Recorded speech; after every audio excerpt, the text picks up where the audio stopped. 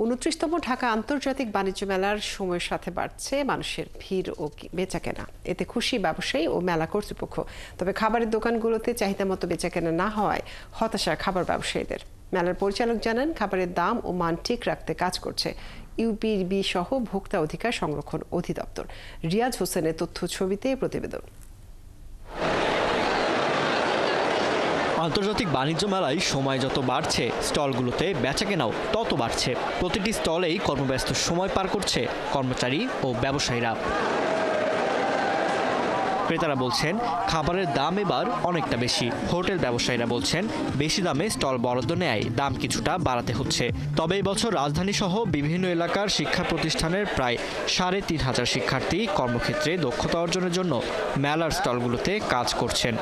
বাণিজ্য মেলায় আসলে এমন একটা প্ল্যাটফর্ম এটা, যে এখান থেকে আমি এখন এখানে জব করতেছি, আমি এটার থেকে আমি আরো অনেক ভালো ভালো জব আমি আরো পাবো সামনে। যেখানে চিকেন চাপ খাই আমরা বাইরে 120 টাকা বা হাইস্ট 150 টাকা, এখানে 250 টাকা। আমাদের এখানে তো কাস্টমারের জন্য কম আসতেছে, ওখানে বাইরের ওরা কাস্টমার ডাইকে বসাইতেছে। ক্ষতি খালি হচ্ছে না, দেখেন না দোকানের অবস্থা, দোকানে কোনো কাস্টমার নেই। এখানে দেশীয় স্টল বেশি, আন্তর্জাতিক মানের পণ্য এখানে খুবই কম। ক্রেতা সাধারণের উপস্থিতি ভালো, দেখা যাক সবকিছু ভালো হবে আশা করছি।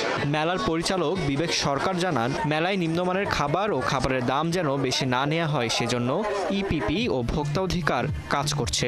খাবারের মান যত ভালো থাকে সেজন্য আমরা ভোক্তা অধিকার সংরক্ষণ অধিদপ্তর কাজ করছে। আমাদের মোবাইল কোর্ট হিসেবে জেলা প্রশাসন বা উপজেলা প্রশাসনের একটা টিম সার্বক্ষণিকভাবে এখানে নির্বাহী ম্যাজিস্ট্রেট হিসেবে দায়িত্ব পালন করছে। এদিকে মেলায় নিরাপত্তা নিশ্চিতে বিপুল সংখ্যক পুলিশ সদস্য সহ বিভিন্ন আইন শৃঙ্খলা বাহিনীর সদস্যরা মাঠে রয়েছেন।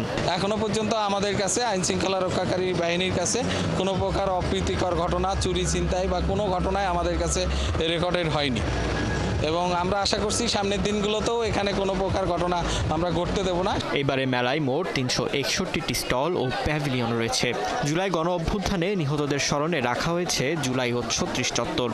আছে ইউথ প্যাভিলিয়ন। টিকিটের দাম নির্ধারণ করা হয়েছে প্রাপ্তবয়স্কদের জন্য ৫০ টাকা ও ছোটদের জন্য ২৫ টাকা।